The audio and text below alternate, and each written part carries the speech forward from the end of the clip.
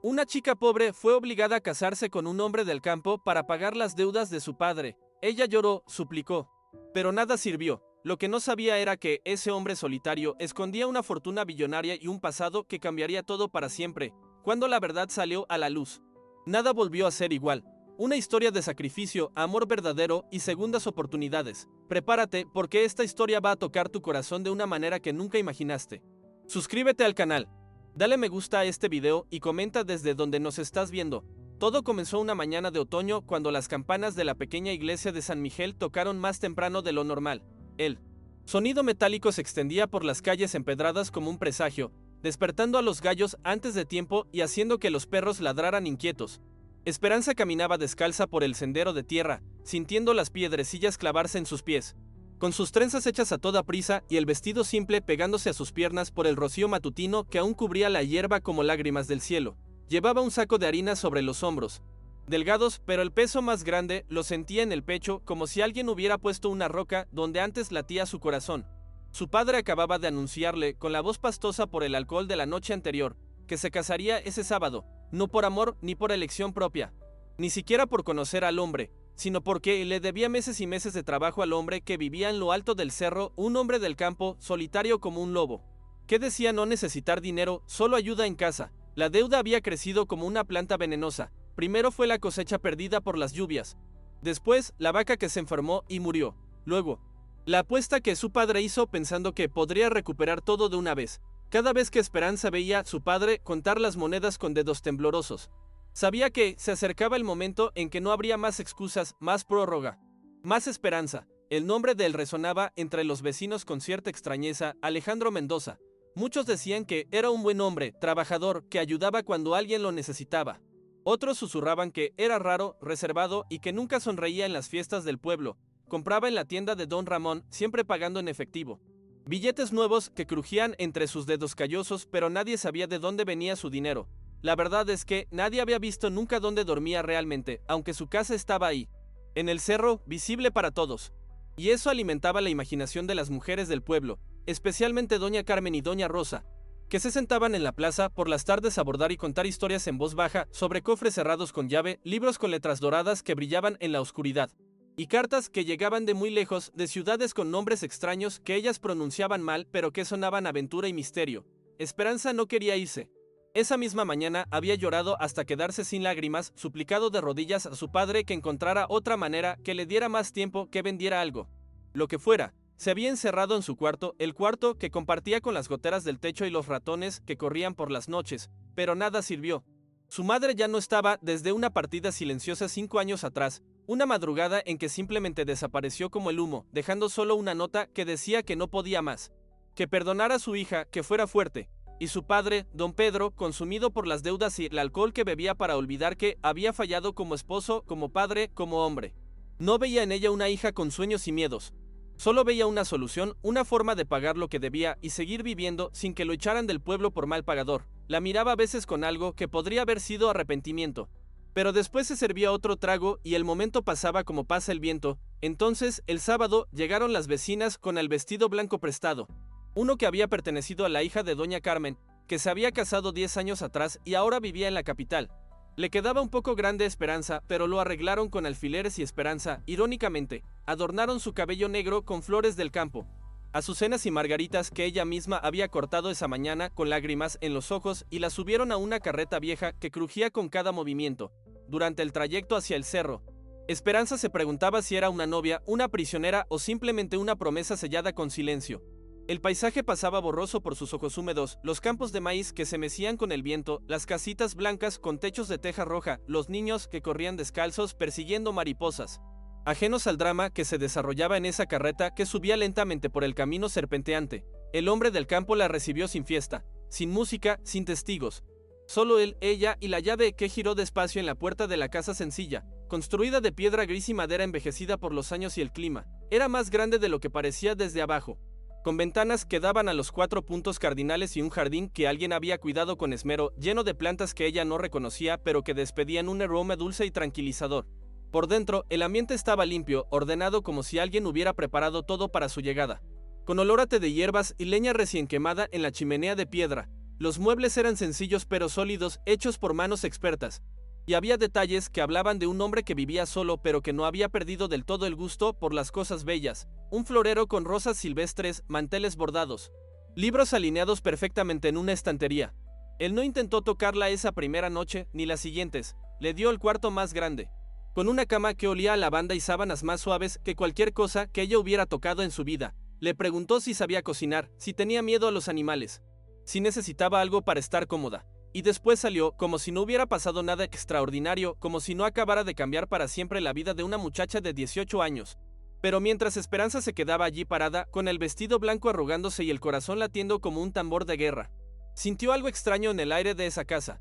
Una sensación de que, entre esas paredes, se guardaban secretos más profundos de los que cualquiera pudiera imaginar, historias que esperaban ser contadas, verdades que dormían como semillas bajo la tierra. Durante los primeros días, ella apenas hablaba. Las palabras se le quedaban atascadas en la garganta como si hubiera olvidado cómo usarlas. Barría la casa con movimientos mecánicos. Lavaba la ropa en el río cercano, sintiendo el agua fría entumecerle los dedos. Cuidaba las gallinas que picoteaban en el patio trasero y que la miraban con curiosidad, como si supieran que ella era nueva en ese mundo. El hombre, que se llamaba Alejandro Mendoza y tenía unos 35 años, aunque a veces sus ojos parecían mucho más viejos, trabajaba en los campos desde muy temprano, cuando aún había estrellas en el cielo. Regresaba al anochecer, siempre cubierto de tierra húmeda y con las manos ásperas como la corteza de los árboles viejos. Comían en silencio. Él leía cartas que llegaban por correo casi todos los días, cartas en sobres blancos que guardaba cuidadosamente en un cajón con llave. Y ella se preguntaba qué clase de vida había llevado antes de llegar a ese lugar perdido entre las montañas. A veces lo sorprendía mirándola cuando pensaba que ella no se daba cuenta, con una expresión que no sabía descifrar. No era hambre, ni crueldad, ni siquiera curiosidad. Era algo más parecido a la nostalgia, como si la estuviera recordando en lugar de conociendo, y eso la inquietaba más que si hubiera sido un ogro que gruñera y gritara. Todo cambió una tarde lluviosa cuando estaba limpiando detrás del armario de la cocina y encontró un baúl medio escondido. Era de madera oscura con herrajes de metal que habían sido elegantes en su tiempo. Estaba cerrado con una llave antigua, pero una pequeña grieta en la madera revelaba papeles amarillentos que asomaban como lenguas curiosas. Esperanza sabía que no debía tocar lo que no le pertenecía, pero la curiosidad pudo más que la educación. Con cuidado de no hacer ruido, logró sacar uno de los papeles por la rendija. Era una fotografía, pero no como las que ella conocía del fotógrafo del pueblo, que siempre salían borrosas y con manchas. Esta era clara, perfecta y mostraba una casa que parecía salida de un cuento, grande como una iglesia, con columnas blancas que se alzaban hacia el cielo, jardines que se extendían hasta donde alcanzaba la vista, y escalinatas de mármol que bajaban hacia una fuente con sirenas de piedra. Pero lo que la dejó sin respiración fue reconocer al hombre que estaba parado en esas escalinatas. Era Alejandro, pero más joven, quizás de 20 años, vestido con un traje negro que debía haber costado más que todo lo que su familia había tenido jamás. Tenía el cabello peinado hacia atrás con brillantina, un reloj de oro en la muñeca, y sostenía un bastón con puño de plata. Sonreía, pero era una sonrisa diferente a cualquier expresión que ella le hubiera visto. Era la sonrisa de alguien que tenía el mundo en las manos. Esa fotografía plantó una duda que no la dejó dormir durante noches enteras. ¿Quién era realmente el hombre con quien se había casado? ¿Qué hacía alguien que obviamente había tenido una vida de lujo, viviendo como campesino en un lugar perdido? ¿Por qué había cambiado los trajes por overoles, las mansiones por casas de piedra, las fiestas por la soledad de las montañas? Esperanza comenzó a observar con más atención todo lo que la rodeaba. Por las noches, cuando pensaba que ella dormía, él escribía cartas largas con una pluma que rellenaba de un tintero de cristal.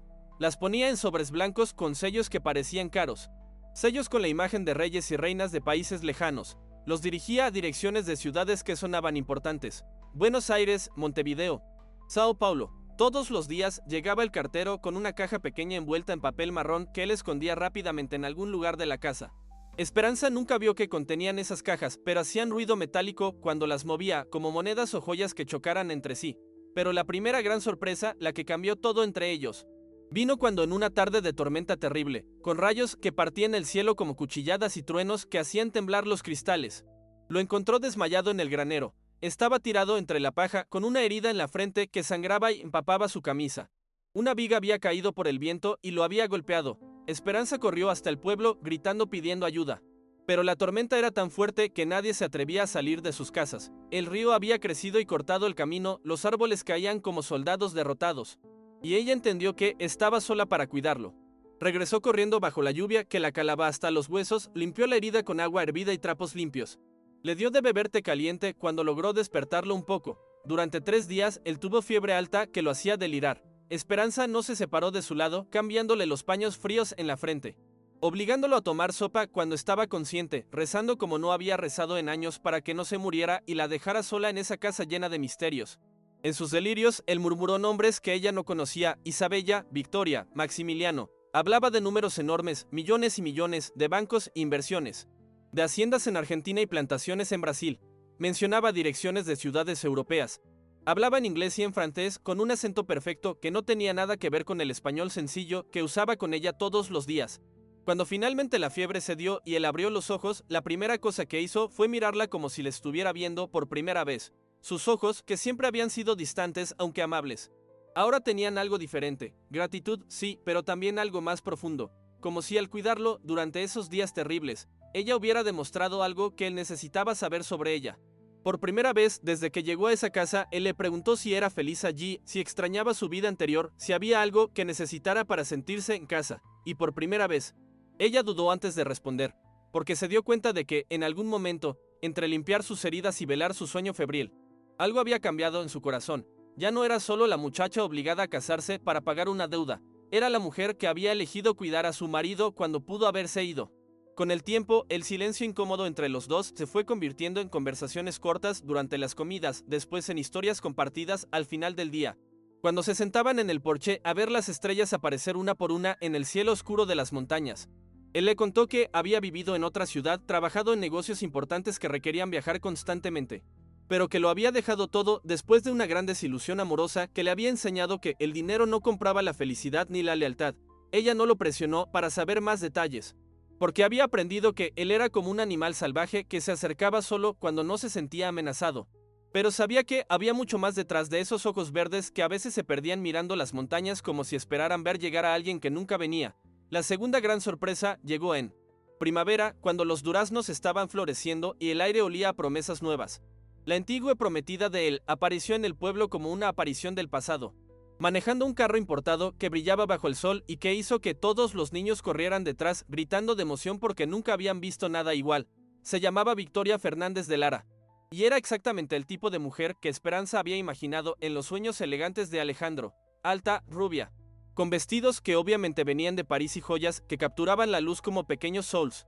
Hablaba con acento de capital, movía las manos con gestos estudiados, y cuando sonreía mostraba dientes perfectos que nunca habían conocido la falta de un dentista caro. Dijo que venía a resolver asuntos pendientes, a terminar conversaciones que habían quedado a medias, a recuperar lo que por derecho le correspondía. Alejandro la recibió afuera de la casa, en el jardín donde Esperanza había plantado las flores que ahora florecían como pequeños milagros de color. Pero ella escuchó toda la conversación desde la ventana de la cocina, con el corazón latiéndole tan fuerte que pensó que se le saldría del pecho. Victoria quería parte de una herencia que hasta entonces él nunca había mencionado.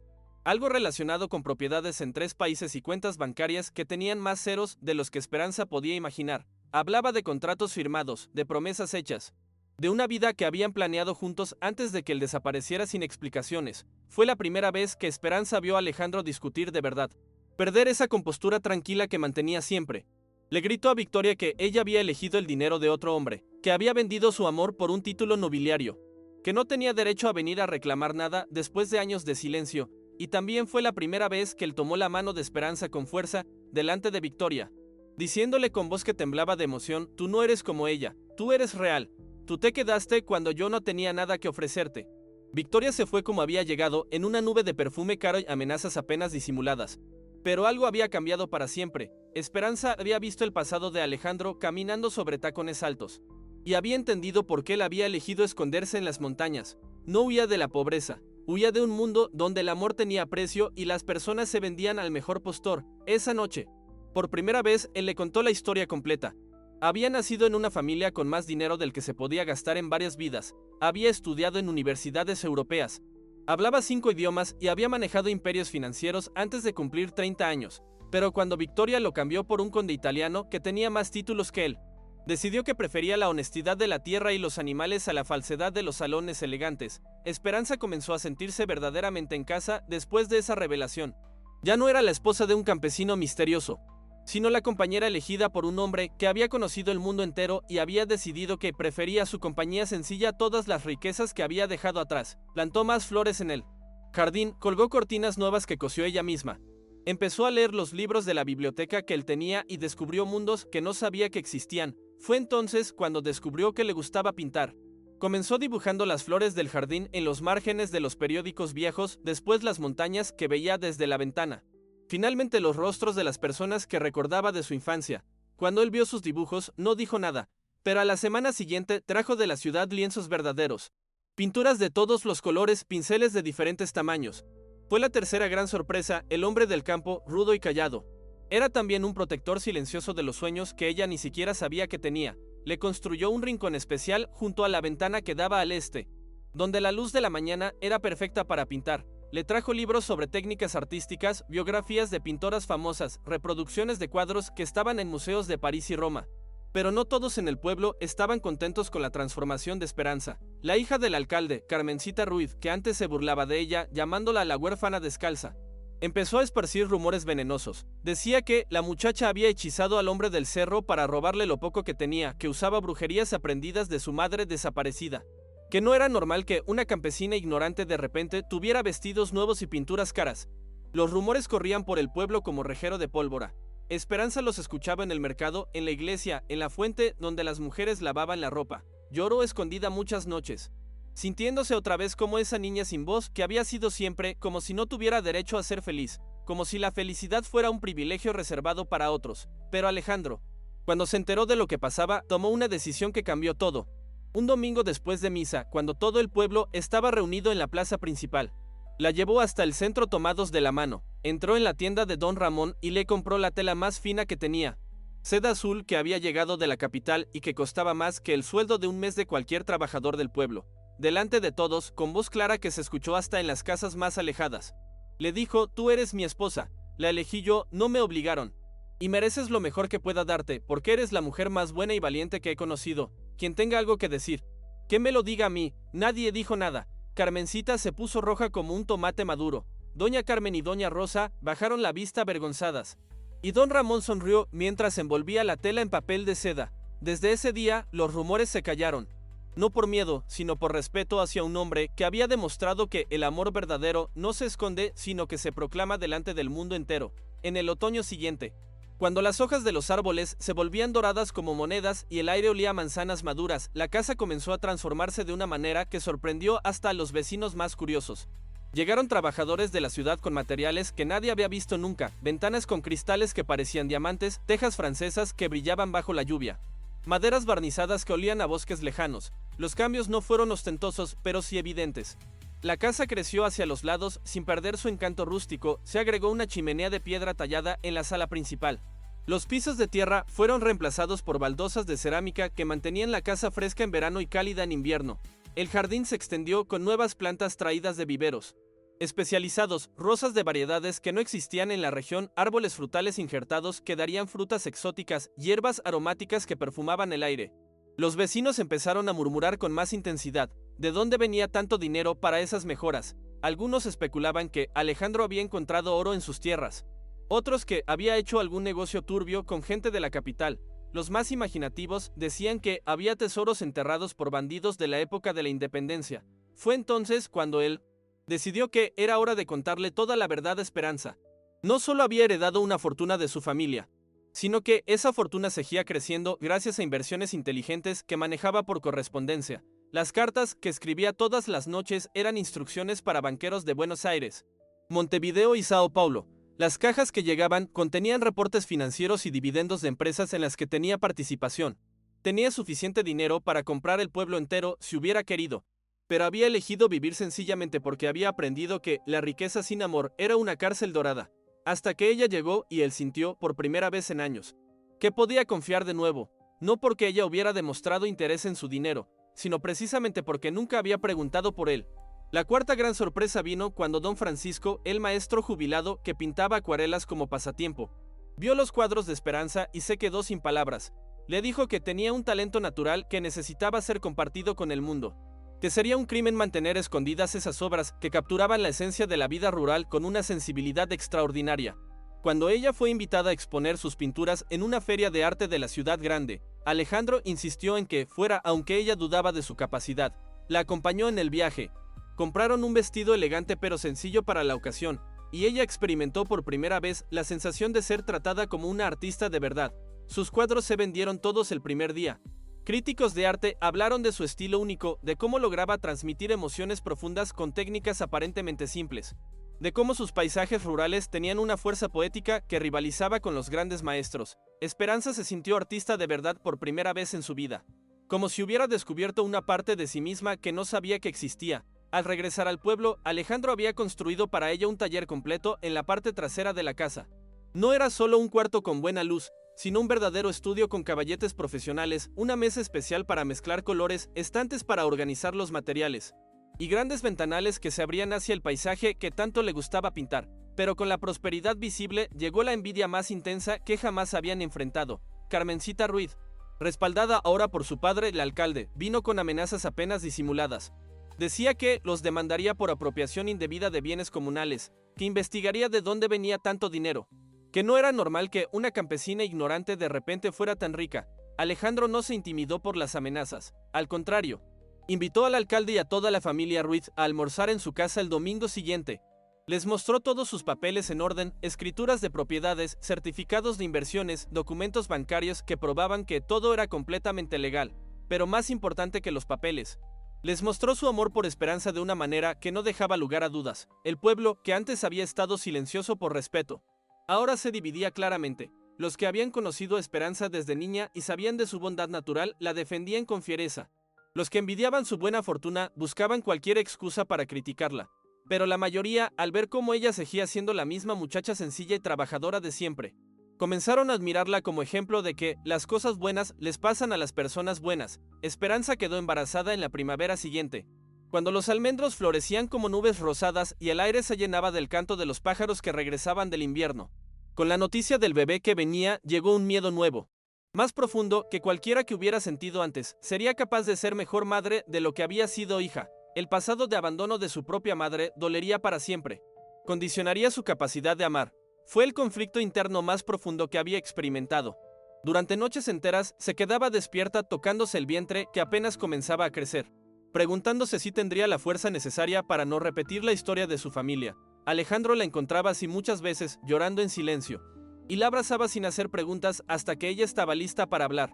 Pero al ver la cuna que él montó con sus propias manos, tallada en madera de cerezo con figuras de animales del bosque, y las semillas que ella misma había plantado en el jardín convertirse en flores que perfumaban toda la casa, entendió algo fundamental. Ya no era la muchacha obligada a casarse para pagar las deudas de su padre, era la mujer que había encontrado un hogar verdadero, un amor que crecía cada día, y la fuerza para crear una familia basada en el respeto y la ternura.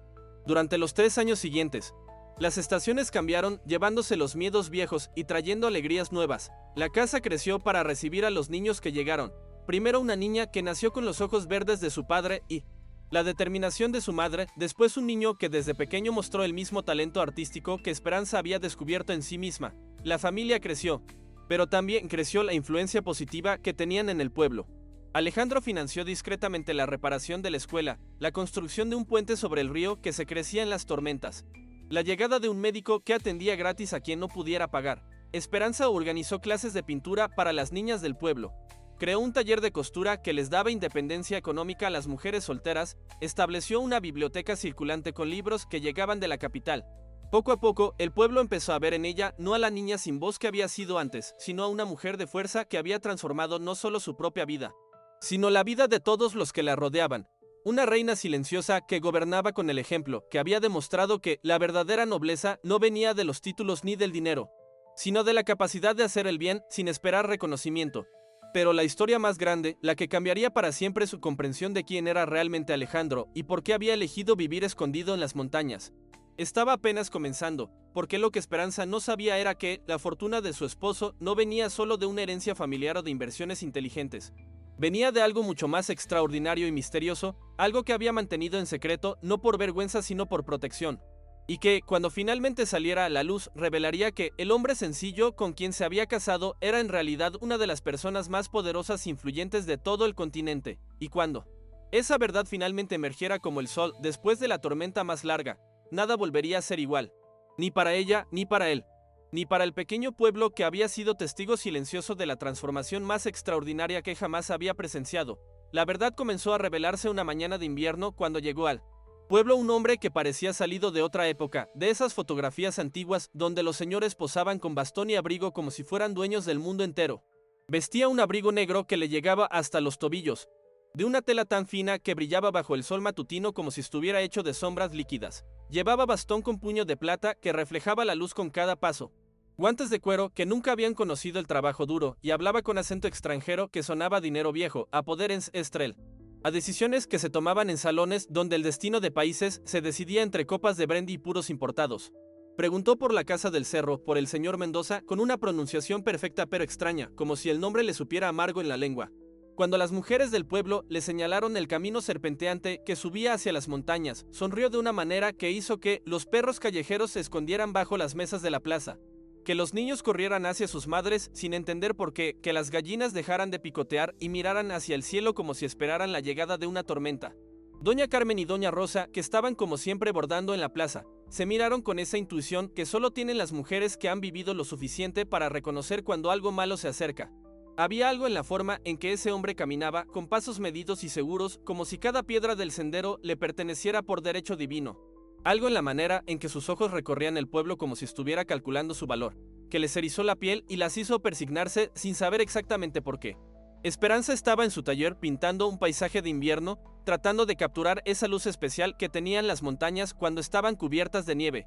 Cuando vio subir por el sendero a ese visitante inesperado, algo en la forma en que se movía, con la confianza absoluta de alguien acostumbrado a que el mundo se abriera ante él como el mar ante Moisés, le erizó la piel desde la nuca hasta los pies descalzos. Dejó los pinceles sobre la mesa, se limpió las manos en el delantal que llevaba manchado de todos los colores del arco iris, y corrió hacia la casa principal para avisar a Alejandro, pero él ya lo había visto desde la ventana de la cocina donde estaba revisando correspondencia. Cartas que llegaban con sellos de países lejanos y que leía con expresión cada vez más preocupada. Estaba parado en el porche cuando Esperanza llegó corriendo, inmóvil como una estatua de piedra, con una expresión que ella nunca le había visto en todos los años que llevaban juntos, una mezcla de resignación profunda y algo que le asustó más que cualquier otra cosa. Algo que podría haber sido miedo. No era el miedo de un campesino ante la autoridad, ni siquiera el miedo de un hombre ante el peligro. Era el miedo de alguien que había estado esperando durante años que llegara este momento, que había sabido siempre que algún día su pasado vendría a buscarlo como un fantasma que no acepta descansar en paz. Era el miedo de quien había construido una nueva vida sobre los cimientos de una vida anterior que creía enterrada para siempre. El visitante se presentó con una reverencia que parecía burlona, quitándose un sombrero que Esperanza no había notado antes. Maximilian von Hebsbeck dijo con voz que sonaba a cristal fino tocado por dedos expertos, abogado y representante de intereses financieros internacionales. Hablaba un español perfecto, pero con ese deje que solo tienen las personas acostumbradas a mover montañas con una simple llamada telefónica, a cambiar el destino de miles de familias con la firma de un documento, a decidir el futuro de empresas enteras durante almuerzos que cuestan más que el salario anual de un trabajador promedio.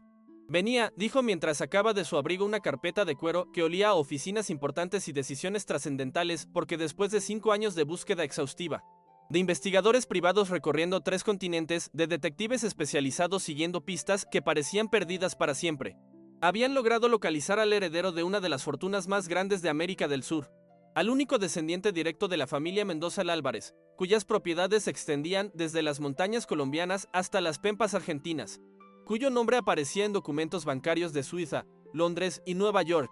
Esperanza sintió que el suelo se movía bajo sus pies como si hubiera temblado la tierra, mientras escuchaba palabras que sonaban a cuento de hadas pero que se pronunciaban con la frialdad de quien le cifras en un balance financiero.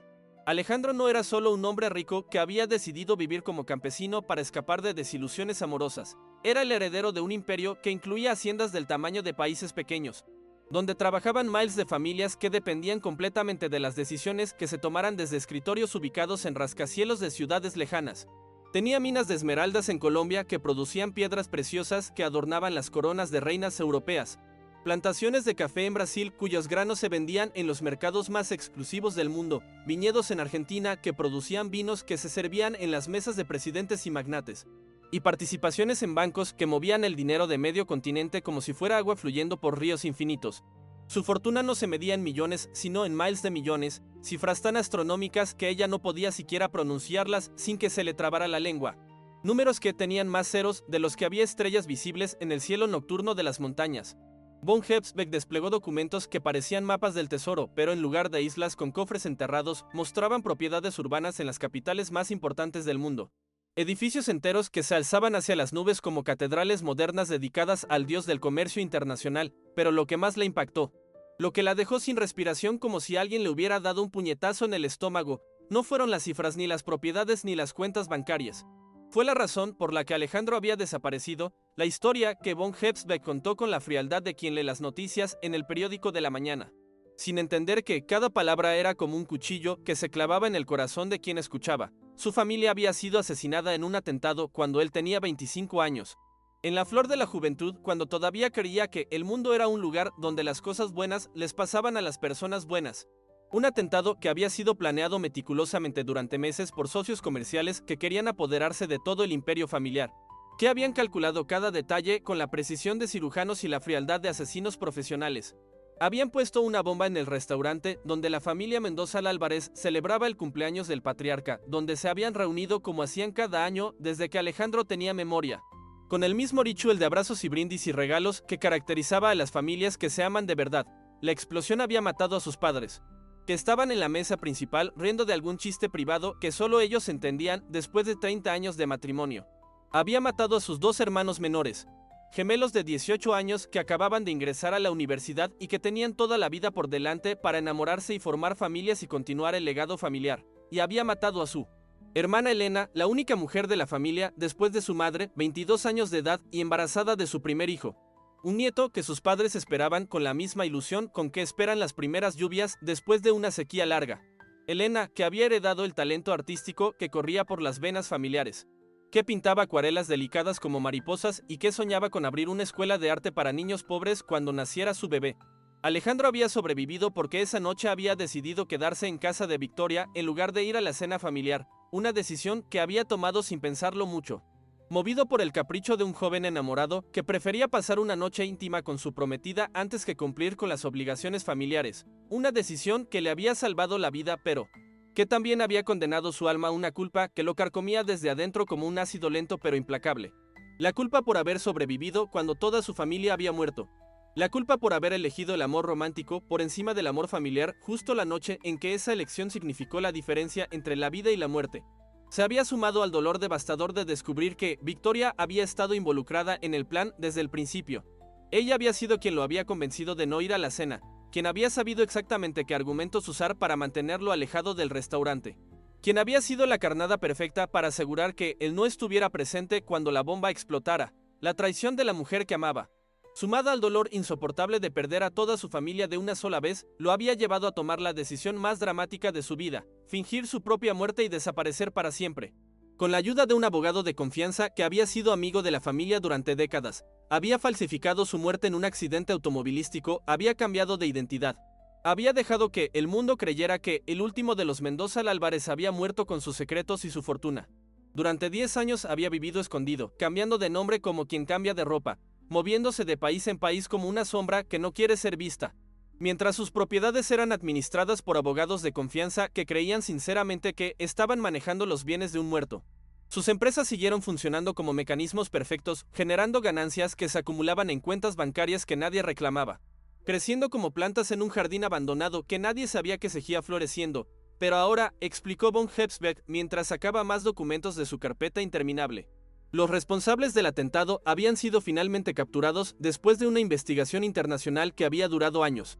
Habían sido juzgados en tribunales de 3 países diferentes, condenados a cadena perpetua por asesinato múltiple y terrorismo económico, y encerrados en prisiones de máxima seguridad donde pasarían el resto de sus vidas recordando que la justicia, aunque lenta, eventualmente llega para todos. Era seguro, completamente seguro.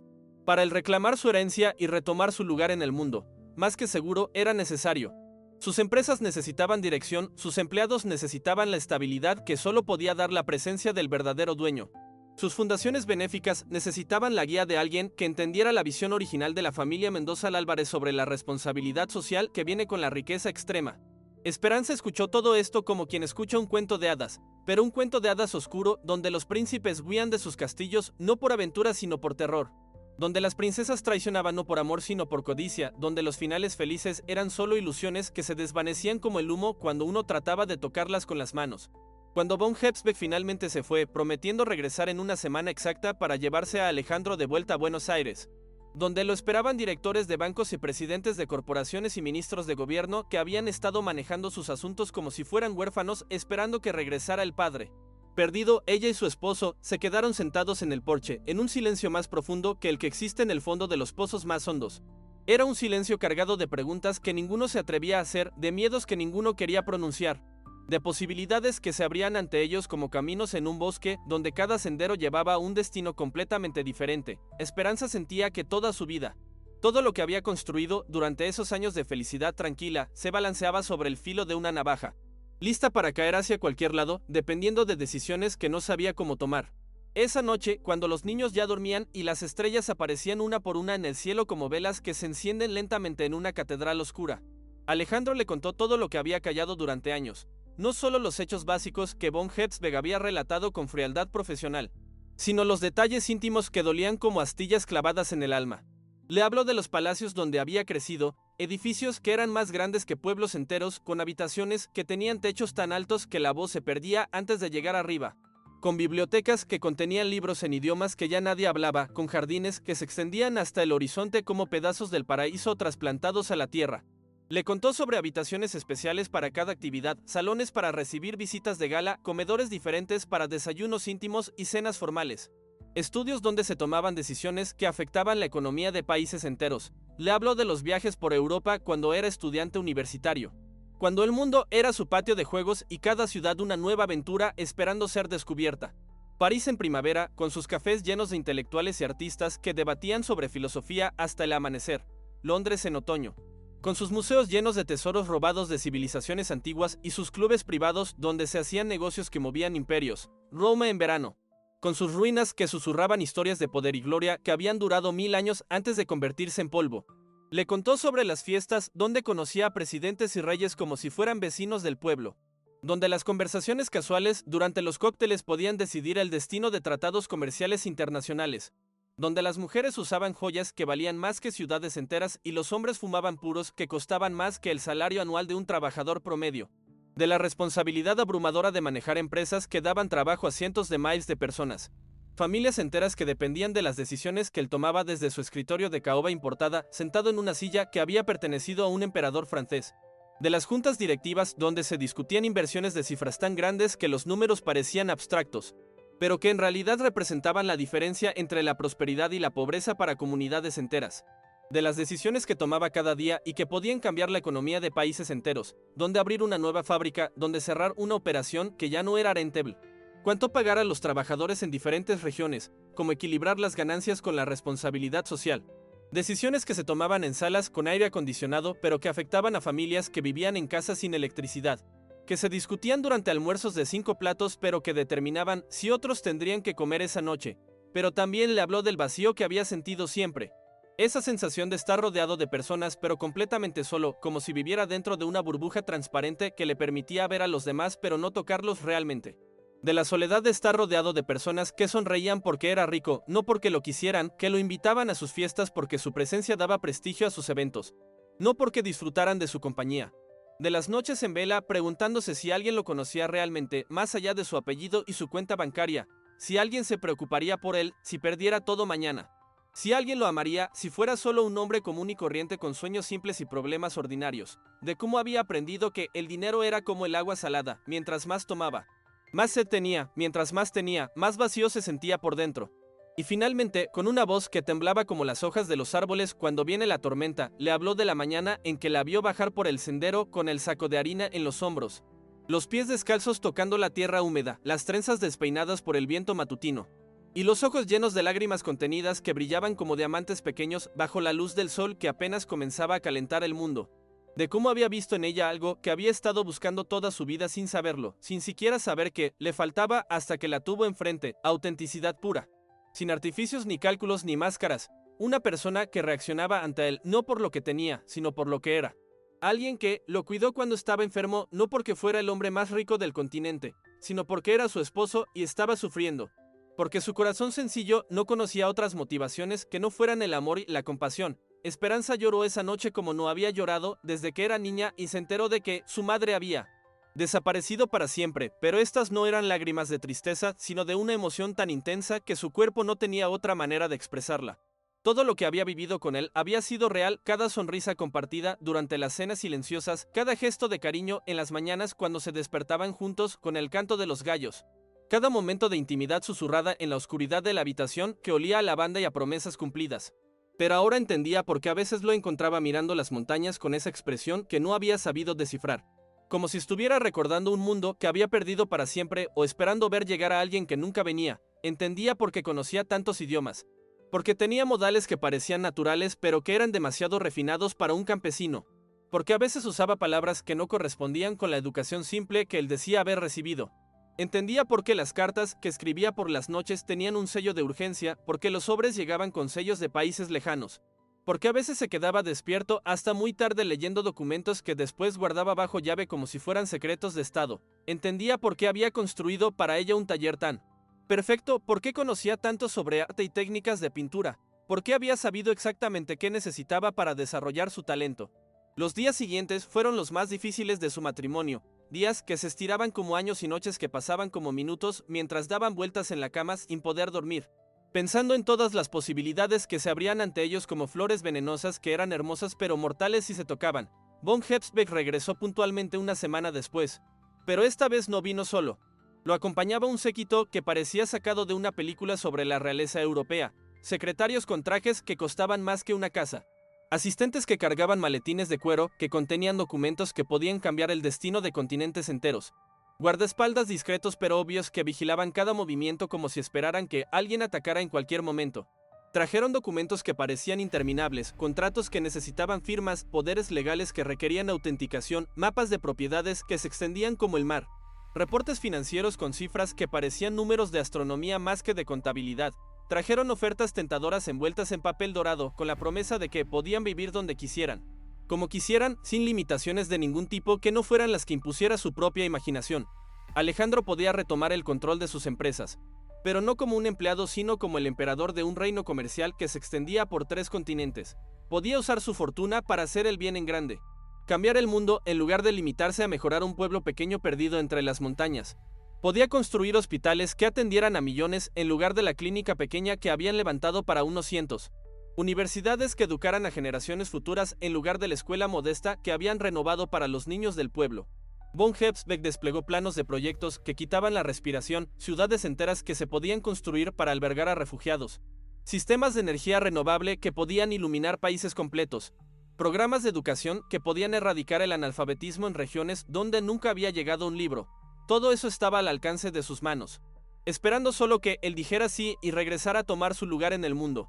Pero también regresó a Victoria como una pesadilla recurrente que no acepta ser olvidada.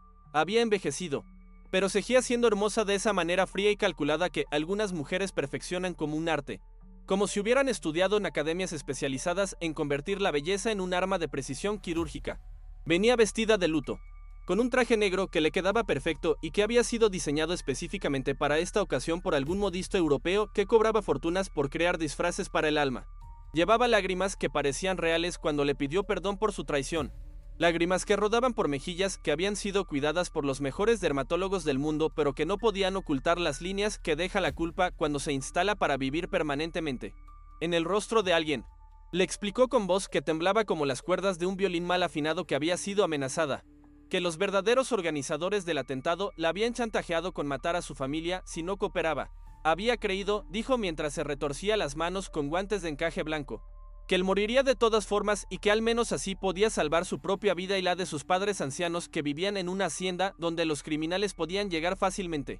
Había vivido 10 años con la culpa carcomiendo su alma como termitas en madera vieja, sabiendo que había traicionado al único hombre que había amado de verdad, esperando todos los días la noticia de que había sido capturado y asesinado por los mismos criminales que la habían usado como instrumento.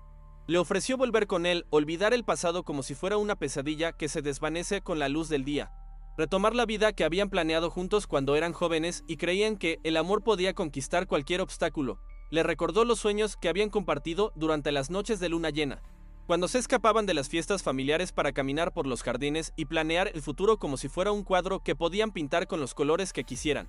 Le habló de los lugares que habían visitado juntos, de París en primavera cuando los castaños florecían como nubes rosadas, de Roma en otoño cuando las hojas doradas cubrían las plazas como alfombras de oro, de Londres en invierno cuando la nieve convertía la ciudad en un cuento de Dickens. Le recordó la pasión que había existido entre ellos antes de que todo se volviera complicado por culpa de la ambición y el miedo. Cuando el mundo era joven y ellos también y creían que podrían vivir para siempre en una burbuja de felicidad perfecta, Esperanza los escuchó hablar desde la ventana de la cocina. Igual que había hecho años atrás cuando Victoria había venido por primera vez, pero esta vez el dolor era diferente, más profundo y más complejo. No era el dolor simple de la inseguridad o los celos, sino el dolor de entender que tal vez ella había sido solo un refugio temporal para un hombre que pertenecía a un mundo mucho más grande que el suyo. Un oasis en el desierto donde había descansado antes de continuar su viaje hacia el destino que realmente le correspondía. Victoria era hermosa de la manera en que son hermosas las obras de arte en los museos, perfecta pero fría, inalcanzable pero fascinante.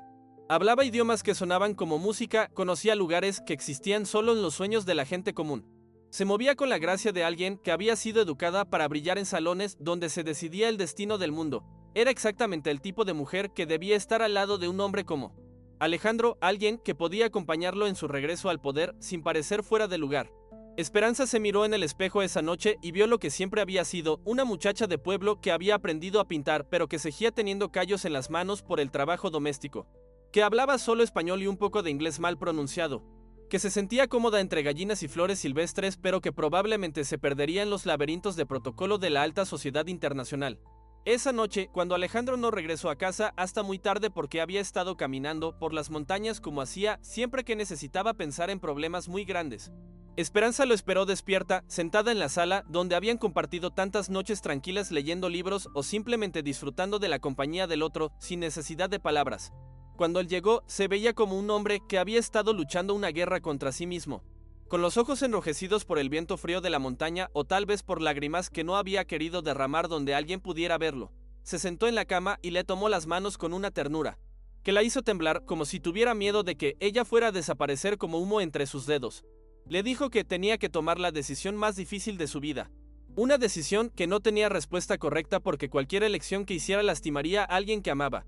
Podía regresar a Buenos Aires, retomar su imperio financiero como quien se pone un traje que había estado guardado en el armario, usar su fortuna para hacer grandes obras de caridad que ayudaran a millones de personas que sufrían en silencio en lugares donde nadie los veía. Con su dinero podía construir hospitales que salvarían vidas, escuelas que cambiarían destinos, programas de desarrollo que sacarían de la pobreza a comunidades enteras. Podía financiar investigaciones médicas que encontraran curas para enfermedades que mataban a niños inocentes.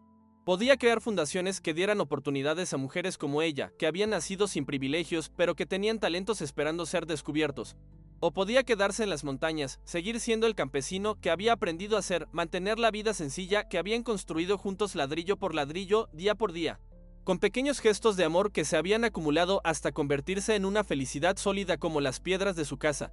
Pero había una tercera opción, una que von Hebsberg había sugerido con una sonrisa que no llegaba a los ojos, que no iluminaba su rostro, sino que lo hacía parecer más frío, como si fuera una máscara diseñada para ocultar pensamientos que era mejor no conocer. Podía llevársela con él a Buenos Aires, enseñarle a moverse en la alta sociedad como se enseña a bailar a alguien que nunca había escuchado música. Ella podría aprender las reglas no escritas de un mundo donde una palabra mal dicha podía arruinar reputaciones que habían tardado generaciones en construirse.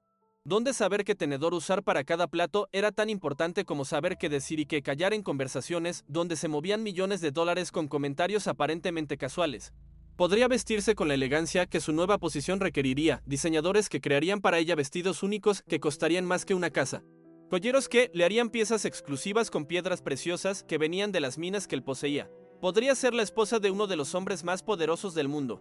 Acompañarlo a galas benéficas donde se codearía con princesas y presidentes, donde sus palabras tendrían peso porque llevaría el apellido que movía montañas. Sus hijos crecerían con todas las oportunidades que el dinero podía comprar. Estudiarían en las mejores universidades del mundo donde harían conexiones que les abrirían puertas que ni siquiera sabían que existían, conocerían el mundo entero antes de cumplir 20 años. Tendrían acceso a experiencias que solo están al alcance del 1% de la humanidad. Esperanza sintió vértigo solo de imaginarlo, como si estuviera parada al borde de un precipicio mirando hacia un abismo que era tan hermoso como aterrador. Ella, que había crecido descalza y había aprendido a leer con libros prestados que tenían páginas faltantes en salones donde se hablaba de política internacional como quien habla del clima, donde cada conversación podía tener consecuencias que afectaran el destino de países enteros.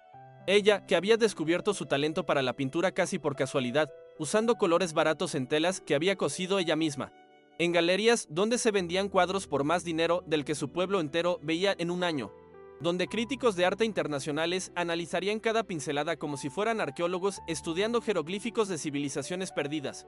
Durante una semana entera, durmieron poco y hablaron mucho, como si estuvieran tratando de meter en esos días todas las conversaciones que no podrían tener si tomaban la decisión equivocada. Alejandro le mostró fotografías de las propiedades que tendría que administrar si regresaba a su vida anterior. Imágenes que parecían sacadas de revistas de arquitectura, castillos en España que habían pertenecido a su familia desde la época colonial, cuando los conquistadores regresaban de América cargados de oro y compraban títulos nobiliarios como quien compra vestidos. Haciendas en Argentina donde trabajaban miles de personas, familias enteras que habían servido a los Mendoza Álvarez durante generaciones, que vivían en casas construidas en las tierras de la familia, que mandaban a sus hijos a escuelas financiadas por la familia, que recibían atención médica en clínicas que la familia había construido y mantenía funcionando como un servicio gratuito para toda la región. Edificios enteros en el centro de Buenos Aires que se alzaban hacia el cielo como catedrales modernas de vidrio y acero. Rascacielos que albergaban oficinas donde se tomaban decisiones que afectaban la economía no solo de Argentina, sino de toda América del Sur, donde trabajaban miles de empleados que dependían de que las empresas Mendoza Álvarez siguieran siendo exitosas y competitivas en un mundo donde la compasión no tenía lugar en los balances financieros. Le habló de las responsabilidades que venían con esa fortuna. Responsabilidades que pesaban como montañas sobre los hombros de quien las llevaba, las decisiones empresariales que afectaban la vida de empleados y sus familias. Donde cerrar una fábrica que ya no era rentable significaba dejar sin trabajo a cientos de padres de familia. Pero mantenerla abierta perdiendo dinero significaba eventualmente tener que cerrar 3 fábricas más. Las inversiones que podían salvar o arruinar economías regionales, donde poner dinero en el desarrollo de una región podía convertir pueblos enteros en ciudades prósperas. Pero retirar ese dinero podía convertir ciudades en pueblos fantasma donde solo quedaban los viejos y los que no tenían a dónde ir. Las obras de caridad que podían cambiar la historia de comunidades enteras. Donde construir un hospital podía significar que niños que antes morían de enfermedades curables crecieran para convertirse en médicos ellos mismos. Donde financiar una universidad podía crear una generación de profesionales que sacarían a sus familias de la pobreza y elevarían el nivel educativo de regiones enteras. Pero también le habló de los peligros que venían con ese nivel de riqueza y poder. Peligros que no aparecían en las revistas de lujo que mostraban solo la superficie dorada de la vida de los ricos. Los secuestros que eran una amenaza constante para las familias que tenían fortunas, como la suya, donde salir de casa sin guardaespaldas era una imprudencia que podía costar la vida no solo de él sino de cualquiera que estuviera con él. La necesidad de vivir rodeados de seguridad las 24 horas del día como prisioneros en fortalezas doradas donde cada ventana tenía vidrios blindados, donde cada puerta tenía cerraduras electrónicas, donde cada jardín tenía cámaras escondidas entre las flores. La imposibilidad de caminar por una calle sin ser reconocidos, de entrar a un restaurante sin que todos los comensales voltearan a mirarlos, de tener una conversación privada sin preguntarse si alguien estaría escuchando para vender la información al mejor postor. La soledad de no saber nunca si las personas se acercaban por amor genuino o por interés calculado. Si las invitaciones a fiestas eran porque disfrutaban de su compañía o porque su presencia daba prestigio a los eventos, si las sonrisas de los empleados eran sinceras o profesionales. Si los abrazos de los amigos escondían manos extendidas esperando favores o inversiones. Esperanza pintó durante esos días como nunca había pintado antes, como si los pinceles fueran extensiones de su alma y los colores fueran las palabras que no podía pronunciar. Sus cuadros se llenaron de colores violentos que gritaban emociones que no tenían nombre, de formas que parecían danzar pero que estaban llenas de angustia. De paisajes que se desintegraban como si el mundo estuviera llegando a su fin y solo el arte pudiera capturar los últimos momentos de belleza antes del apocalipsis. En uno de ellos, que pintó durante una noche entera, sin parar ni para comer ni para descansar, pintó una mujer parada en un precipicio, mirando hacia un cielo que se dividía en 2 mitades perfectas como si hubiera sido cortado por la espada de un ángel vengador. De un lado, montañas verdes y tranquilas donde pastaban ovejas blancas como nubes y corrían ríos cristalinos que reflejaban el azul del cielo. Del otro, Una ciudad dorada que brillaba como el paraíso prometido en las escrituras, pero que estaba rodeada de nubes negras como la tormenta más terrible que hubiera visto jamás. La mujer en el cuadro tenía su rostro, pero también tenía algo más, algo que ella misma no entendía completamente cuando lo estaba pintando. Era como si el pincel se moviera solo, guiado por una fuerza que venía de más profundo que la conciencia, creando detalles que solo descubría cuando daba un paso atrás para ver el conjunto. La mujer tenía alas, pero eran alas rotas. Tenía una corona, pero era una corona de espinas. Tenía joyas, pero eran joyas que lloraban lágrimas de sangre. Los niños sentían la tensión aunque no entendieran completamente qué pasaba en el mundo de los adultos. Ese mundo complicado donde las decisiones no eran simples como elegir entre chocolate y vainilla, sino complejas como elegir entre salvar a 1000 personas desconocidas o proteger a 2 personas amadas. Su hija, que ya tenía 4 años y había heredado la sensibilidad artística de su madre junto con la inteligencia analítica de su padre, preguntaba por qué papá y mamá hablaban tanto en voz baja, como si fueran conspiradores planeando algo secreto. Preguntaba por qué había tantos visitantes extraños que hablaban idiomas raros y que miraban la casa como si estuvieran calculando cuánto costaría comprarla. Por qué a veces los encontraba llorando cuando pensaban que nadie los veía, porque el aire de la casa se sentía pesado como antes de las tormentas más grandes. Su hijo, que apenas tenía 2 años pero que ya mostraba una intuición especial para leer las emociones de las personas, se había vuelto más callado, más pegajoso. Como si temiera que, si se alejaba demasiado de sus padres, estos podrían desaparecer como desaparecen los sueños cuando uno despierta. El momento decisivo llegó cuando Victoria hizo una última jugada desesperada. El movimiento final de alguien que ha estado jugando ajedrez durante años y que se da cuenta de que está a punto de perder la partida si no arriesga todo en una sola movida. Una tarde, cuando Alejandro había ido al pueblo a resolver los últimos asuntos legales con von Hebsbeck, cuando los niños estaban en casa de doña Carmen jugando con sus nietos, Victoria apareció en la casa con una maleta de cuero que olía a perfume caro y con una expresión que mezclaba súplica desesperada y amenaza apenas disimulada. Llevaba un vestido que había sido diseñado específicamente para esta ocasión, negro pero con detalles que lo hacían elegante en lugar de fúnebre. Ajustado de manera que recordara la belleza que había conquistado el corazón de Alejandro cuando eran jóvenes, pero conservador de manera que sugiriera que había madurado y aprendido de sus errores. Se había maquillado con la precisión de un artista que conoce cada ángulo de su rostro, resaltando los ojos que seguían siendo hermosos a pesar de los años, ocultando las líneas que habían dejado la culpa y el arrepentimiento. Le dijo a Esperanza que se hiciera a un lado como quien le pide a un niño que deje de jugar con juguetes que no le pertenecen, que ella había llegado primero a la vida de Alejandro y que tenía derechos que una campesina ignorante no podía entender ni desafiar. Habló con la autoridad de alguien que está acostumbrada a que le obedezcan, con el tono que usan las personas que han vivido toda su vida sabiendo que el dinero puede comprar todo, incluyendo la voluntad de otros. Le ofreció dinero, tanto dinero que las cifras sonaban a números de lotería imposibles.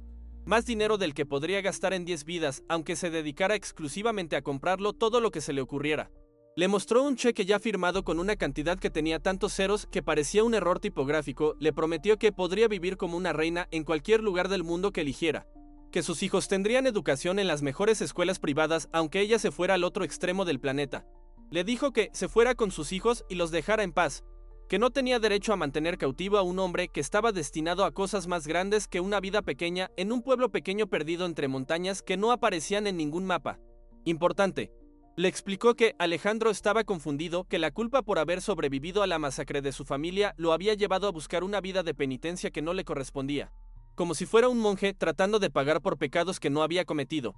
Ella, Victoria, podía ayudarlo a sanar de esa culpa irracional, podía guiarlo de vuelta al mundo donde pertenecía, donde podía usar su fortuna y su posición para hacer el bien en grande en lugar de limitarse a pequeños gestos de caridad local que no cambiaban realmente nada en el gran esquema de las cosas. Podía ayudarlo a retomar su lugar como uno de los hombres más poderosos del mundo, a cumplir con el destino que había heredado junto con la fortuna familiar. Esperanza la escuchó en silencio, sirviéndote en tazas de cerámica que ella misma había pintado, como si Victoria fuera una visita normal que había venido a comentar sobre el clima o a intercambiar recetas de cocina. Pero mientras servía el té con manos que temblaban ligeramente, su corazón se partía en pedazos como un cristal que se cae desde gran altura. Porque en el fondo de las palabras crueles de Victoria había algo que no podía negar, una parte de verdad envuelta en maldad, pero verdad al fin. Victoria tenía razón en algo fundamental. Alejandro, si pertenecía a un mundo más grande que el suyo, si tenía responsabilidades que iban más allá de su felicidad personal, si podía hacer más bien desde su posición de poder que escondido en las montañas como un ermitaño que había renunciado al mundo, con su fortuna podía salvar vidas, cambiar destinos, crear oportunidades para millones de personas que sufrían en silencio en lugares donde nadie los veía ni los escuchaba. Cuando Victoria se fue, llevándose con ella su perfume caro y sus amenazas envueltas en seda, Esperanza se quedó sola con la pregunta más dolorosa de su vida. Una pregunta que la torturó durante días y noches como una herida que no cicatriza. ¿Era el amor suficiente para pedirle a alguien que renunciara a su destino? ¿Tenía derecho a mantener a Alejandro atado a una vida pequeña cuando él podía cambiar el mundo? ¿Era el amor verdadero el que se aferra o el que libera? Esa noche, cuando él regresó y la encontró llorando en el jardín entre las flores que habían plantado juntos durante sus primeros años de matrimonio. Flores que ahora florecían como pequeños milagros de color, pero que ella veía borrosas a través de las lágrimas.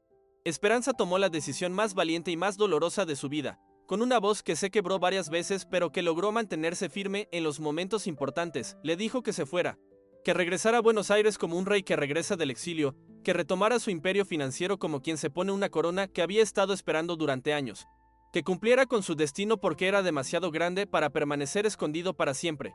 Le dijo que ella lo amaría siempre hasta el último día de su vida y después también si era posible amar desde la tumba, pero que lo amaba demasiado para convertirse en la cadena que lo mantenía prisionero de una vida que no le correspondía, para ser el ancla que le impedía navegar hacia los mares donde estaba destinado a ser capitán de su propio barco. Alejandro la miró como si no hubiera entendido las palabras que acababa de escuchar, como si ella hubiera hablado en un idioma extraño que él no conocía. Le dijo que estaba loca, que se había vuelto completamente loca si pensaba que él podía ser feliz sin ella, que había elegido esa vida con los ojos abiertos y el corazón lleno de certeza. Le gritó que prefería ser campesino con ella que emperador sin ella, que prefería morir pobre pero amado que vivir rico pero vacío.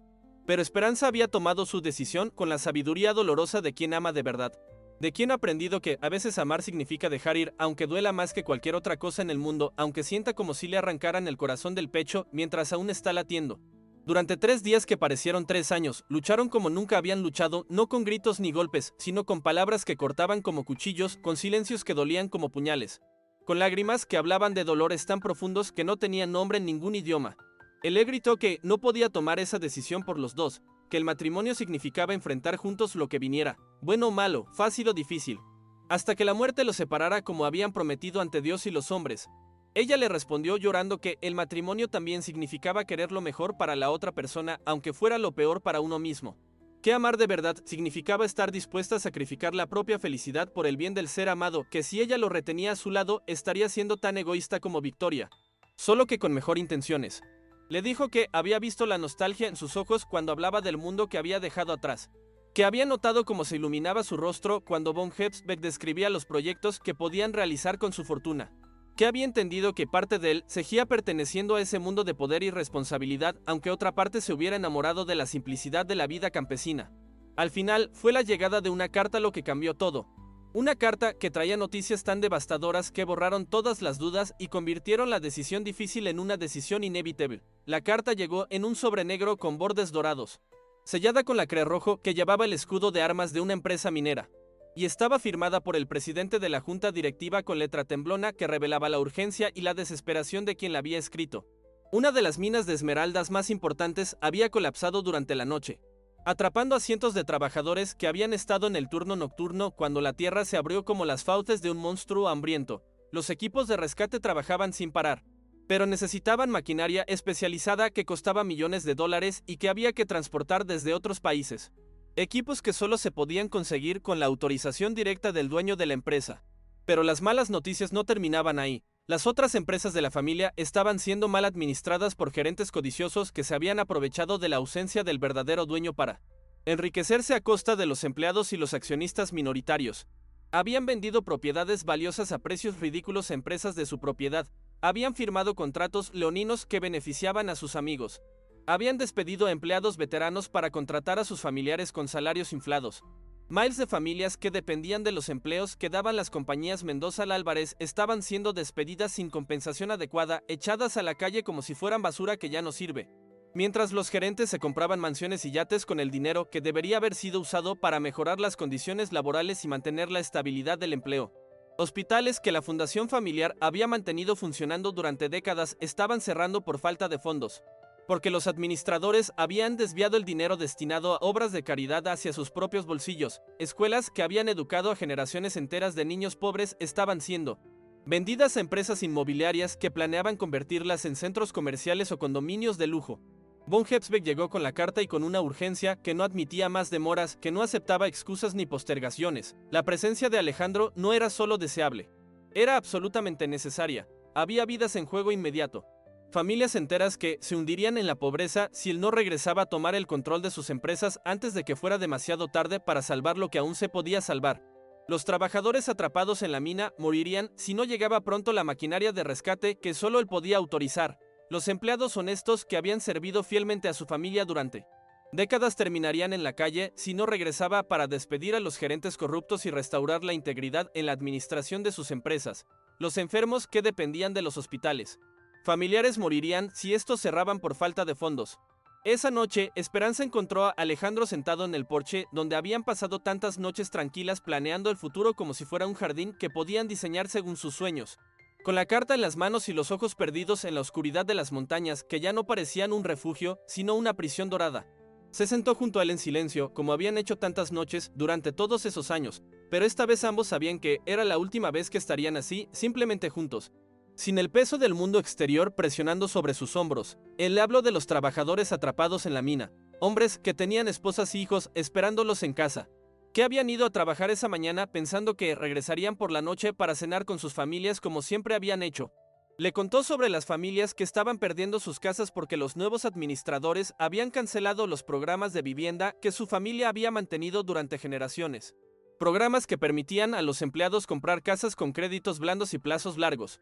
Le habló de las escuelas y hospitales que su fundación mantenía funcionando, instituciones que cerrarían si él no regresaba para restaurar el flujo de fondos que habían sido desviados hacia cuentas personales de administradores sin escrúpulos. Le dijo que había tratado de convencerse de que podía ser feliz siendo egoísta, de que tenía derecho a una vida privada después de todo lo que había sufrido, pero que no podía dormir sabiendo que su ausencia estaba causando tanto sufrimiento a personas inocentes. Esperanza le tomó la mano como había hecho la primera noche que se conocieron, cuando ella era solo una muchacha asustada y él un hombre misterioso, y le dijo que siempre había sabido que este día llegaría inevitablemente.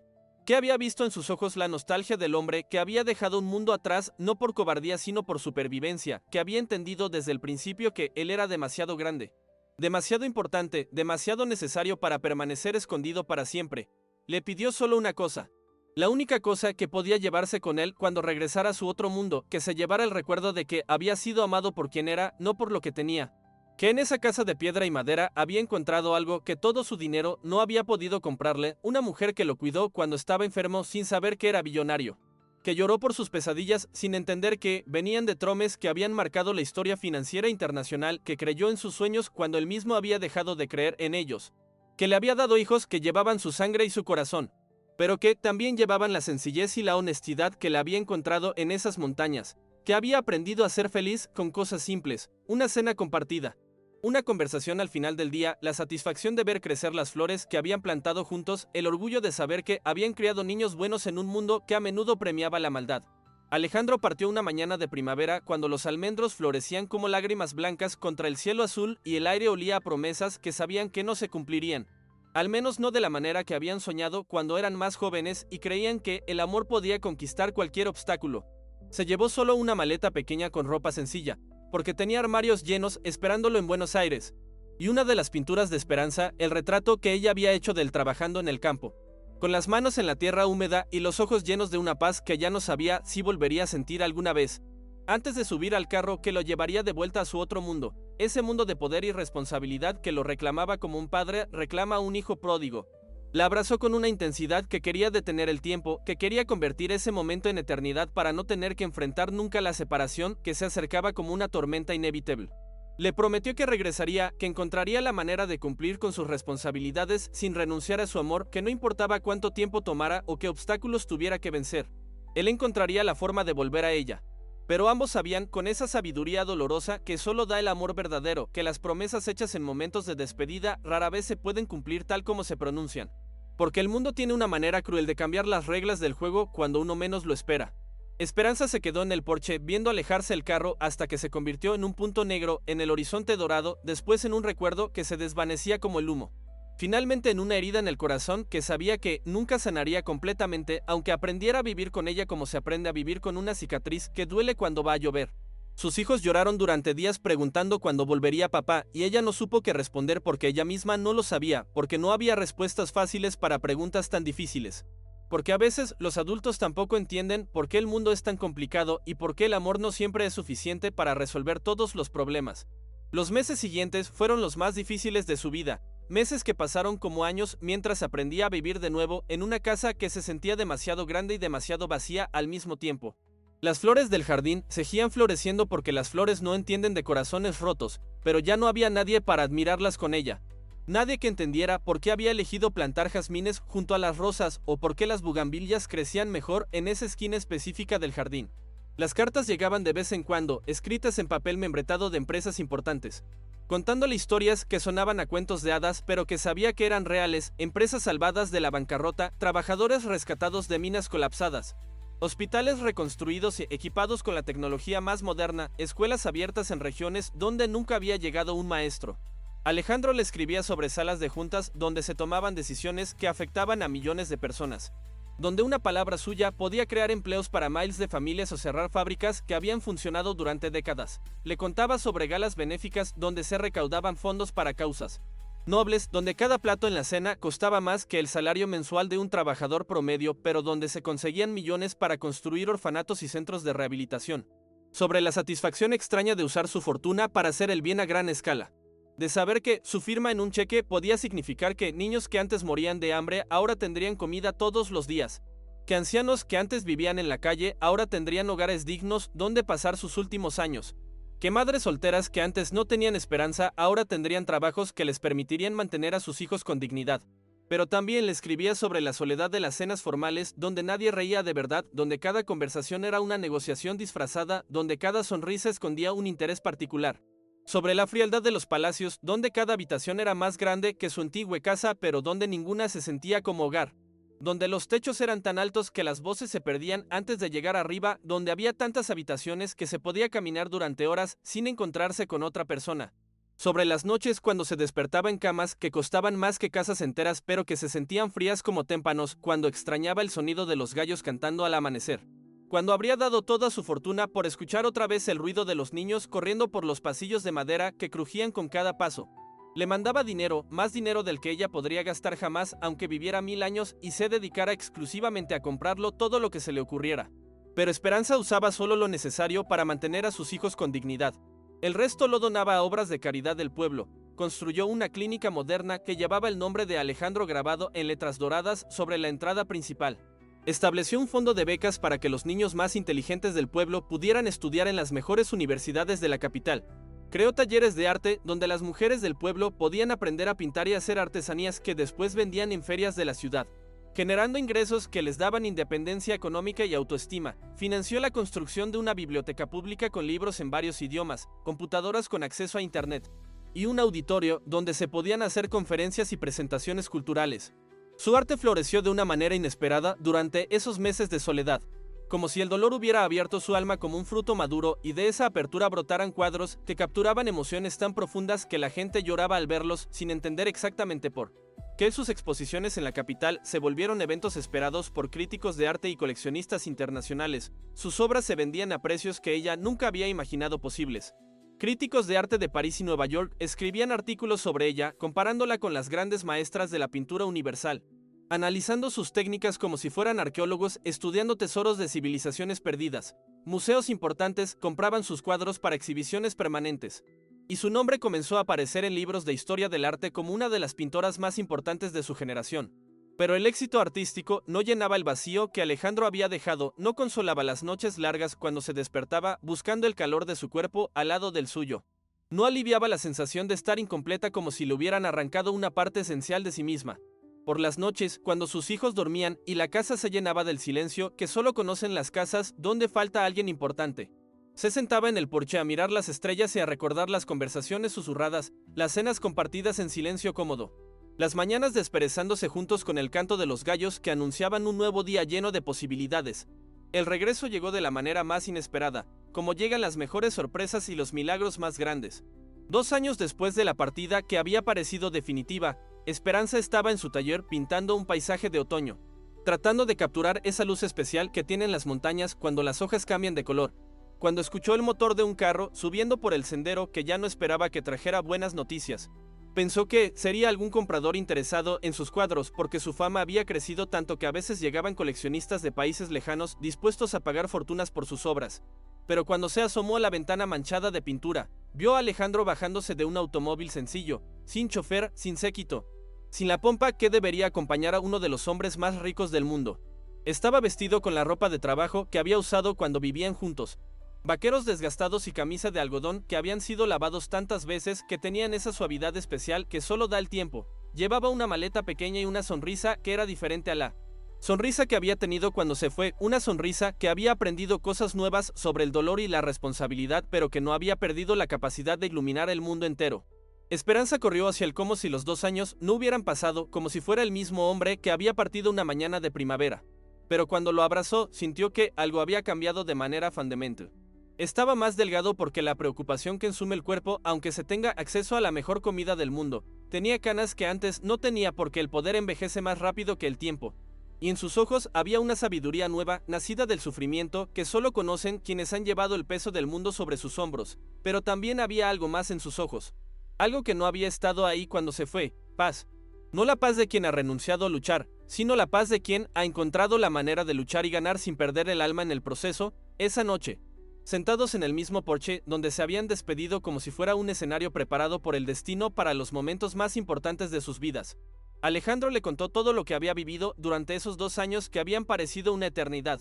Había salvado las empresas familiares una por una, despidiendo a gerentes corruptos y reemplazándolos con personas honestas, rescatando a los trabajadores de la mina con equipos especializados que habían costado una fortuna pero que habían valido cada centavo cuando logró sacar vivos a la mayoría de los hombres atrapados. Había establecido nuevas fundaciones que ahora funcionaban con sistemas de control tan estrictos que era imposible que alguien desviara fondos hacia cuentas personales. Había creado hospitales móviles que llevaban atención médica a comunidades remotas donde nunca había llegado un doctor. Había financiado la construcción de universidades especializadas en carreras técnicas que preparaban a jóvenes de familias pobres para empleos bien remunerados. Pero más importante que todo eso, había encontrado la manera de cumplir con sus responsabilidades sin renunciar a su corazón. Había reestructurado todo su imperio financiero de tal manera que podía manejarlo desde cualquier lugar del mundo sin necesidad de estar físicamente presente en las oficinas principales. Había puesto gerentes de confianza absoluta en cada empresa, personas que había conocido durante años y que habían demostrado integridad inquebrantable. Había establecido sistemas de control computarizados que le permitían supervisar todo desde una computadora conectada a Internet. Había creado un consejo de administración compuesto por personas respetadas internacionalmente que tomaban las decisiones del día a día mientras él se reservaba solo las más importantes. Le mostró los planos de la nueva sede de sus operaciones, un edificio moderno pero discreto que se construiría en el pueblo más cercano a su casa en las montañas, desde donde podría manejar sus negocios internacionales sin alejarse de las montañas que se habían vuelto su hogar verdadero, donde su alma había encontrado la paz que había buscado durante toda su vida anterior. Le habló de los empleos directos e indirectos que eso traería a la región, de las oportunidades de desarrollo que se abrirían para los jóvenes locals, de cómo podían combinar su amor personal con su responsabilidad social, de cómo podían vivir una vida simple pero conectada con el mundo entero, de cómo podían criar a sus hijos en un ambiente de valores sólidos pero con acceso a las mejores oportunidades educativas y culturales. Pero lo más importante fue lo que le dijo al final de esa larga conversación que se extendió hasta que aparecieron las primeras luces del amanecer que había aprendido durante esos 2 años de vivir otra vez en palacios y manejar fortunas que parecían infinitas, que la verdadera riqueza no estaba en los bancos ni en las propiedades ni en las cuentas de inversión que crecían como plantas en un invernadero. La verdadera riqueza estaba en despertarse cada mañana al lado de la persona que te ama por quien eres, no por lo que tienes. En tener hijos que corren hacia ti cuando llegas a casa no porque esperan regalos caros, sino porque extrañaron tu presencia. En poder caminar descalzo por tu propio jardín sin que nadie te tome fotografías para venderlas a revistas de chismes. Que había probado otra vez las mieles del poder absoluto y la gloria internacional, y que sabían amargas comparadas con la dulzura de una vida compartida con amor verdadero. Con la satisfacción de conocer a cada uno de los vecinos por su nombre. Con la alegría de ver crecer las flores que uno mismo ha plantado con sus propias manos. La boda que celebraron esta vez fue completamente diferente a la primera, que había sido una transacción comercial disfrazada de ceremonia religiosa. No fue una obligación impuesta por deudas económicas ni una solución a problemas familiares, sino la celebración libre y gozosa de dos personas que habían elegido estar juntas después de conocer el precio real de la separación.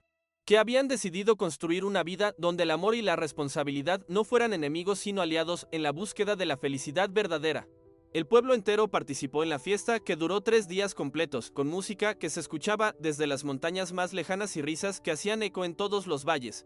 Llegaron invitados de Buenos Aires y Europa, personas importantes que manejaban bancos y corporaciones.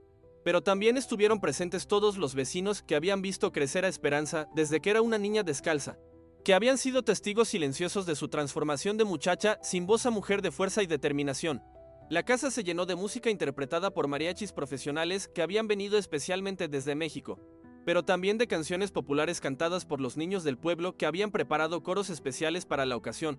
Hubo mesas llenas de comida preparada por chefs internacionales, pero también de platillos tradicionales hechos por las abuelas del pueblo que conocían recetas transmitidas de generación en generación.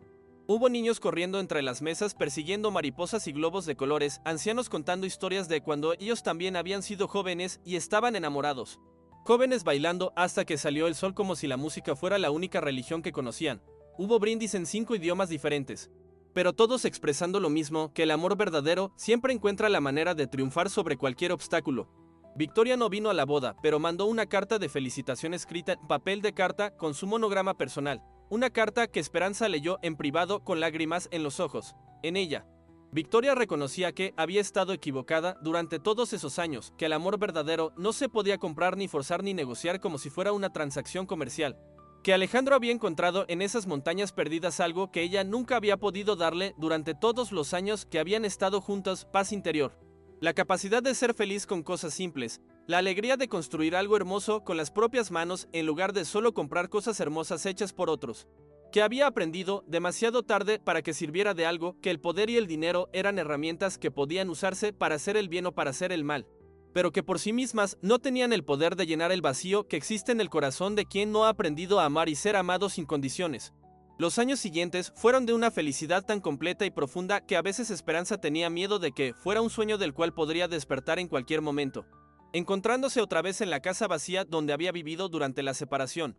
Pero cada mañana, cuando abría los ojos y veía a Alejandro durmiendo a su lado, cuando escuchaba a sus hijos jugando en el jardín, cuando olía el café que se preparaba en la cocina, confirmaba que era real, que había logrado lo que pocas personas logran: combinar el amor personal con el propósito social. La empresa de Alejandro prosperó como nunca antes había prosperado, pero ahora tenía un propósito que iba más allá de la simple acumulación de riqueza. Cada decisión se tomaba pensando en el impacto social. Cada inversión buscaba no solo retornos financieros, sino mejoras en la calidad de vida de las comunidades donde operaban. Cada contrato incluía cláusulas que garantizaban condiciones laborales justas y respeto por el medio ambiente. Sus hijos crecieron con una educación que era única en el mundo, la mejor educación académica que el dinero podía comprar, con tutores privados que venían de las mejores universidades del mundo, pero también con los valores sencillos de la vida rural que los mantenían conectados con la realidad de la gente común. Hablaban 5 idiomas cada uno, pero también sabían ordeñar vacas y cuidar gallinas. Estudiaban matemáticas avanzadas y literatura clásica, pero pasaban los veranos trabajando en los campos para entender que todo trabajo honesto tiene dignidad. Conocían museos de París y Londres, pero valoraban más las puestas de sol desde el porche de su casa.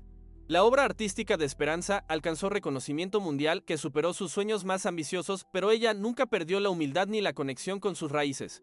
Nunca se dejó marear por la fama, ni cambió su manera sencilla de relacionarse con las personas.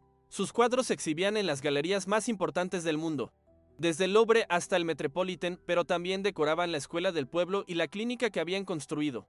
Juntos crearon una fundación internacional que se especializaba en ayudar a mujeres rurales de toda América Latina a desarrollar sus talentos artísticos y empresariales, proporcionándoles no solo dinero sino también capacitación, equipos, redes de contactos y acceso a mercados internacionales donde podían vender sus productos a precios justos. Esperanza viajaba por todo el continente identificando mujeres con potencial, visitando comunidades remotas donde llevaba no solo recursos sino también esperanza, demostrando con su propia historia que era posible salir de la pobreza sin perder la dignidad, que se podía triunfar en el mundo sin traicionar los valores que uno había aprendido en casa. La historia de su amor se volvió legendaria no solo en su pueblo, sino en círculos internacionales donde se contaba como ejemplo de que los finales felices sí existen en la vida real. Periodistas de revistas famosas venían de lejos para entrevistarlos, escritores querían documentar su romance para convertirlo en novelas. Cineastas pedían permiso para contar su historia en películas que llegarían a audiencias de millones de personas. pero ellos mantuvieron siempre la privacidad y la sencillez que habían caracterizado su relación desde el principio, rechazando ofertas millonarias para vender los derechos de su historia, prefiriendo que su ejemplo sirviera para inspirar a otros pero sin convertirse en espectáculo para entretenimiento de las masas. Cuando cumplieron 10 años de casados por segunda vez, Alejandro le regaló algo que valía más que todas las joyas de las coronas reales, un mapa gigante donde había marcado todos los lugares del mundo donde sus empresas tenían operaciones. Y en cada marca había puesto el nombre de una escuela, un hospital, un centro comunitario, un programa de desarrollo que habían construido o financiado juntos. Era el mapa de su amor convertido en acción concreta, de su felicidad personal transformada en bienestar para cientos de miles de familias que ni siquiera conocían sus nombres pero que habían sido tocadas por su generosidad, de su historia personal convertida en esperanza para comunidades enteras que habían encontrado mejores oportunidades gracias a sus inversiones sociales. La fortuna billonaria había resultado ser exactamente lo que siempre había estado destinada a ser, según los planes de una providencia que a veces trabaja de maneras misteriosas, no un fin en sí misma, sino una herramienta para crear más amor, más oportunidades, más esperanza en un mundo que a veces parecía estar quedándose sin razones para ser optimista. Y la chica pobre que había sido obligada a casarse con un hombre del campo para pagar las deudas de su padre había resultado ser exactamente lo que él había estado buscando toda su vida sin saberlo. Una compañera que lo ayudara a convertir su riqueza material en riqueza espiritual, que le enseñara que la verdadera nobleza no viene de los títulos heredados, sino de las acciones elegidas. Que le demostrara que se puede cambiar el mundo empezando por cambiar una vida a la vez.